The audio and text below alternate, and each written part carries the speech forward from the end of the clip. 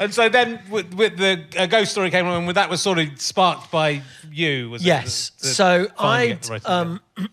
we'd sort of talked about, wouldn't it be fun to do something together at some point?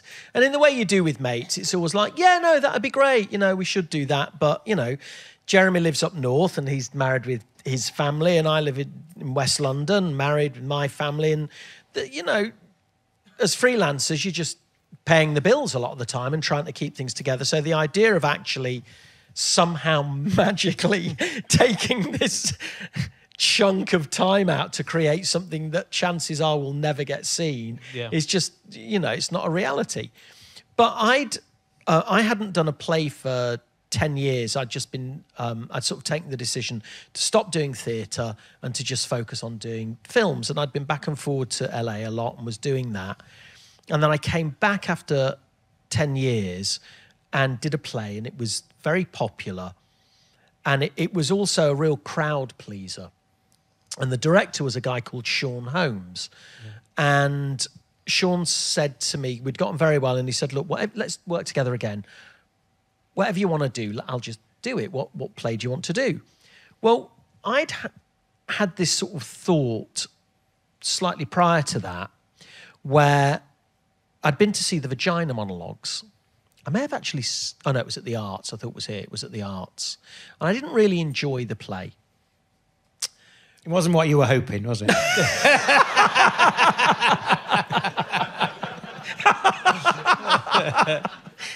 No. So I was watching this thing and thought... So I was quite sort of aside from it, watching it. And I thought, this thing is packed.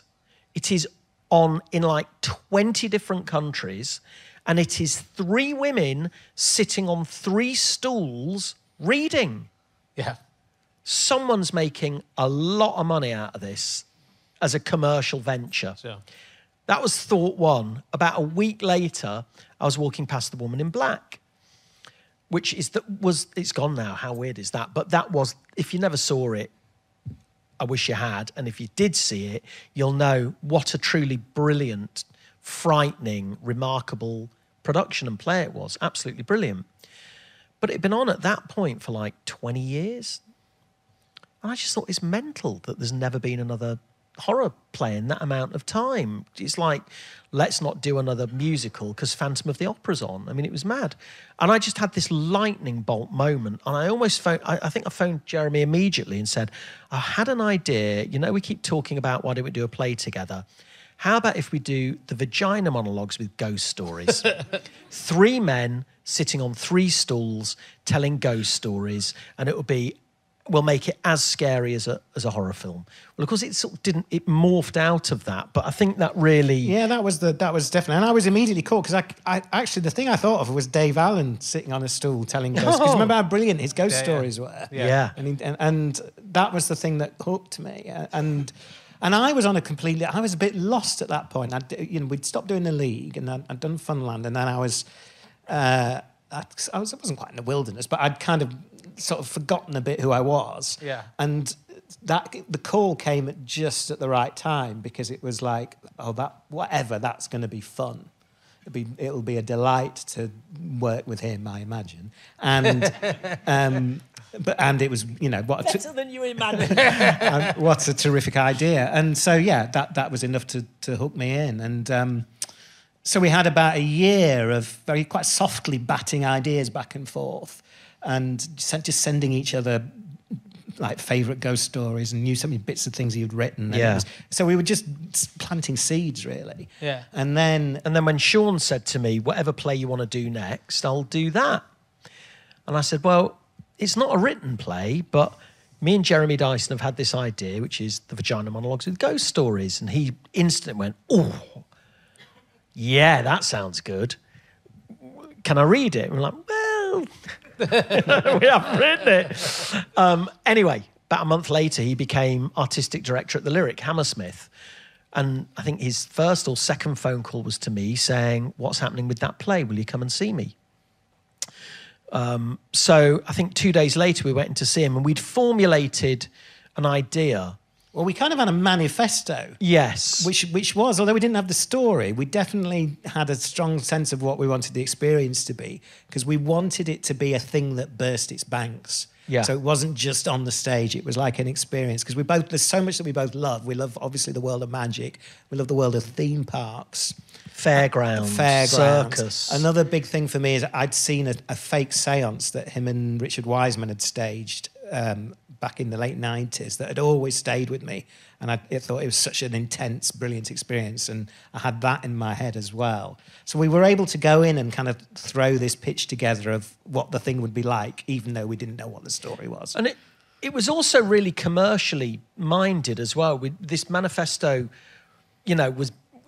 We sort of wrote this thing saying it would be modern. It had to be contemporary because the woman in black is there and it's brilliant. So if you did anything that was like Dickensy, it would only be just not as good as. It had to be as scary as a modern horror film. It had to have a small cast, so that would keep it cheaper, and give you. And we wanted it to be 90 minutes, no interval. Like a horror film. So he just went straight through. And that's what we went and told him. And he said, brilliant, we'll open it a year. Looked in his diary, we'll open it a year today.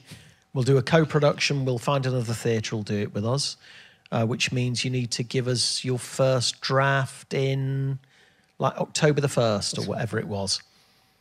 And of course, he'd then just think, oh, fuck. I think we did try and wriggle out of it, didn't we? Yeah. Because then we realised, well, that only gives us about 8 months to actually do the work, which is ludicrous, actually, now in retrospect. But in that time, I was shooting a thing for Channel 4, you were doing something else, and we knew there was like this 2-week window where we could do our sort of R&D on it, and then we'd have an intense 5 months to write it or something. And then this thing that I was shooting got moved, and I phoned Jez and said, look, that 2 weeks R&D, I think I can only do like a week. Right. And I said, good, because I'd had something move as well. Yeah. So that was it. We got together on this week, and the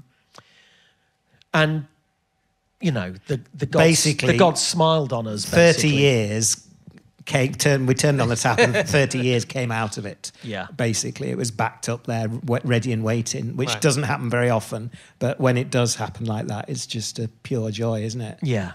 Yeah, it is. It's a very, I've heard you say that, and that's it's happened to me a couple of times where just something comes out of you, more or less ready. Yeah. And it's such a rare thing as a writer. God. It's those nights when you can't. Yeah. You've got an idea and you can't sleep because you're so excited about the thing. You just think, and it's all formulating in your head. I wish that happened more often. I know, but you just got to be grateful for if you get it once, that's something. Yeah. Yeah. It's crazy. As a sidebar, weirdly, I shared the arts theatre with the Vagina Monologues. I was doing Christ on a Bike for a couple of weeks after them, and it was exactly the same for me. And everyone in the bar after, they'd pack out.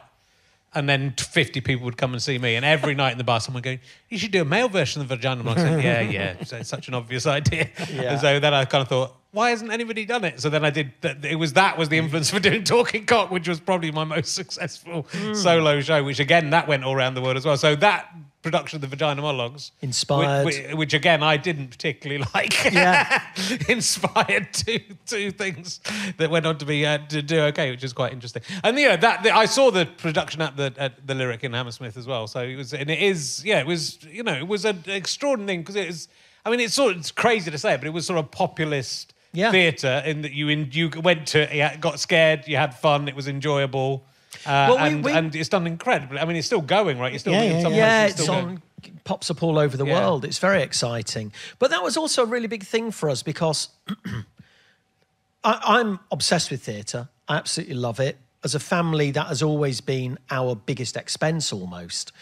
But a lot of the time, theatre is too long, too boring, too pretentious, too expensive. Not including this evening, obviously. So that was a really big thing for us, was that, and I think that a lot of that I'd learnt in creating the sort of Derren Brown stage shows was that I developed an appetite to really give an audience their money's worth because I really believe that anybody who comes to see a play that you've written or when the film was at the Pictures, you just want to give them so much that they feel that the 25, 45, 60 quid, whatever it is, that they go away and think, oh, that was worth it. I really enjoyed that. And weirdly, I completely understood it when Andy started talking about that, and he had this word, over-deliver, you got to over-deliver. And I completely got it because we had the same thing right from the dawn of the league. Even when we were putting the shows on at the Canal Cafe, it was this thing of if you're expecting people to pay 5 or 10 quid or whatever it was back then, you've got to give them something for it. Sure. And so we were quite diligent. We would drill the shows and get the queues tight and try and make it value for money. So I completely understood that, and I thought it was a great thing to go out there with that as your goal.